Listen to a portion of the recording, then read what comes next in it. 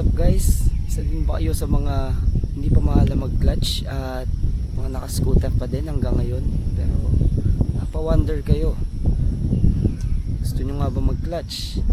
So tara, tuturuan ko kayo kung paano nga ba.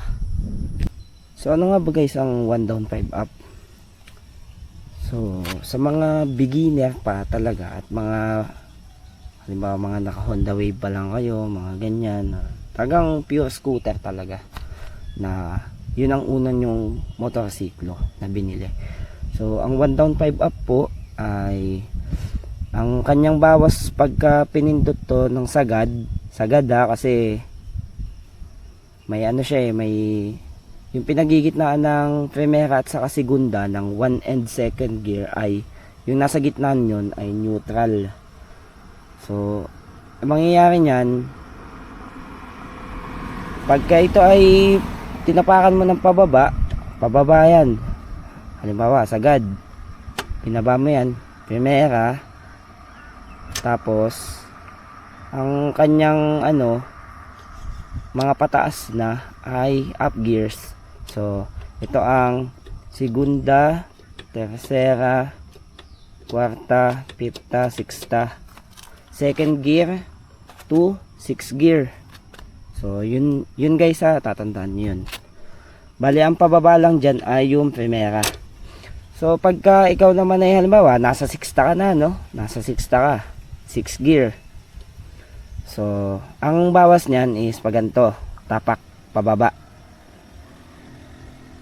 5th gear, 4th gear, 3rd gear, 2nd gear, tapos half gear ay neutral.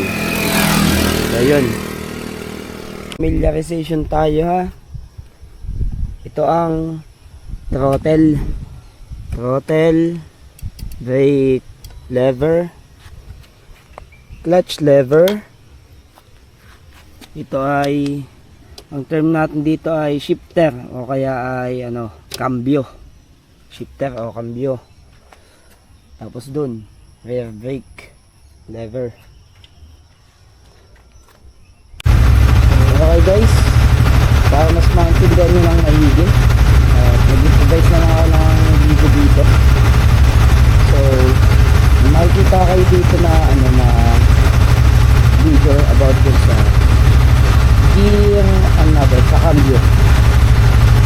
So ganito lang ang pag-ano ng manual motorcycle paggamit. So una muna is naka-neutral ka, yung gear indication. So first nagagawin mo is neutral, tapos sabay dito sa gear, and then yun. So hahanapin mo yung friction zone ng motor mo. So iikot na yung gulong dito sa rear wheel. So ayan, natakbon tayo. Pag nahanap mo na yung friction zone, so sa mo dadagdagan ng gas. Tapos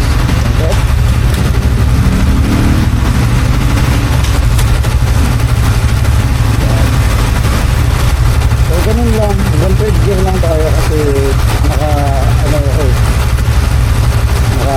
stand ako stand lang. So pagka aanuhin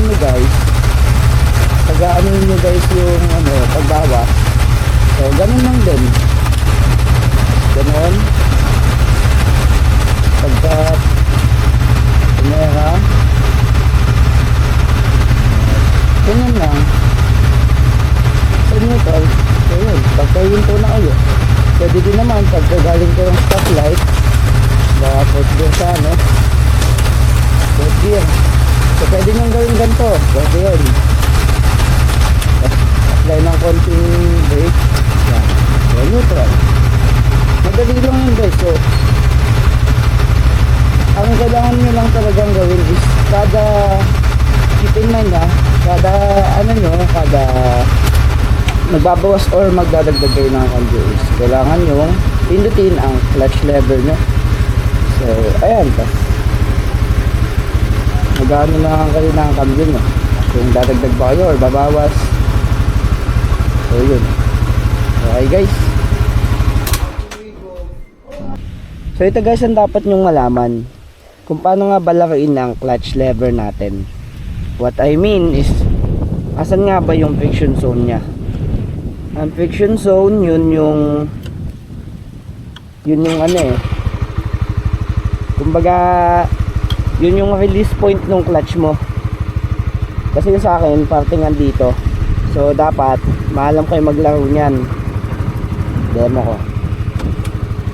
Ayun na, naka first gear na tayo guys. First gear.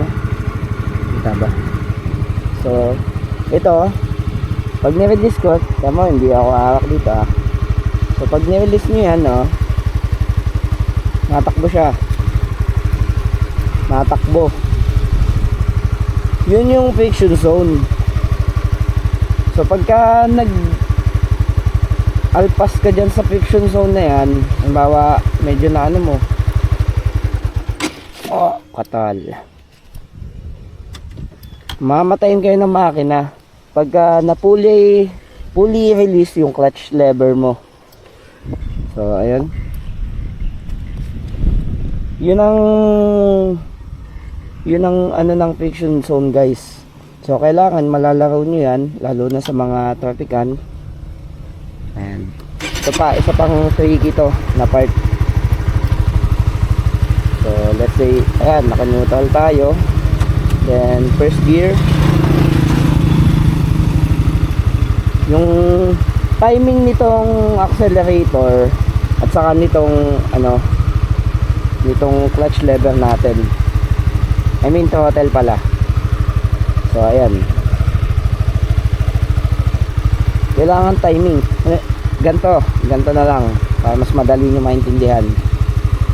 Pagka pagka natakbo ng ganyan, saka nyo dagdagan ng gas, sabay release na nito. Okay, gets nyo ba?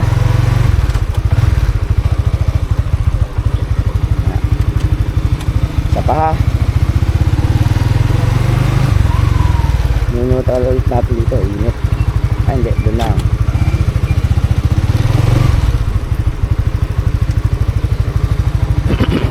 So ayan, timing lang ang kailangan dito guys. So itong clutch lever natin at saka itong throttle ay kailangan synchronize siya, kumbaga almost sabay. Okay, ayun o, yan, lalaro-laruin nyo lang yan, ganyan lang kayo sa una. Diba na-andar na? So ayan, medyo nangangat na ano na yung motor, overrev. Cambio lang, second gear. So cambio na ulit, third gear tayo.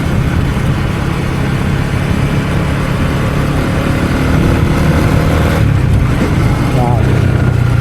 So napapansin nyo guys, dapat ano siya, sequential, almost magkakasabay. Pero ang medyo slight lang na mauuna dyan is yung clutch lever, sabay yung sabay tapak. Yun ang medyo may konting mga milliseconds na delay. Pero dapat almost sabay sila. Ayan na, sungkit, fourth gear.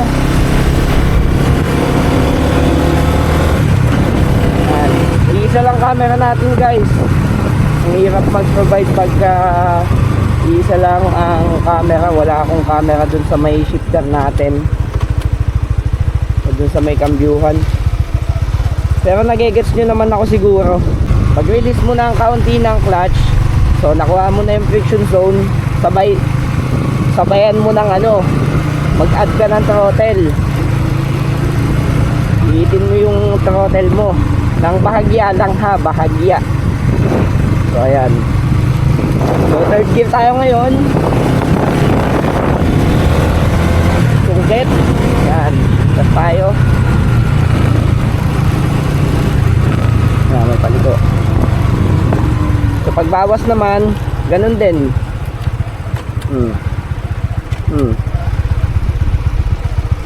Pero may mas maano dyan, may mas advanced na kung paano ka pwede magbawas. Tawag doon is rev matching, pero masterin mo muna yung yung basics.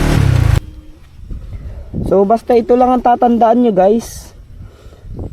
Basta palagi nyo lang kumbagay masterin nyo na nakatatak na lagi dapat sa isip nyo na kada bawas or kada dagdag ng kambyo, diba, primera ka, segunda, tercera, kwarta, pipta, sixta, dapat lagi kang magka-clutch.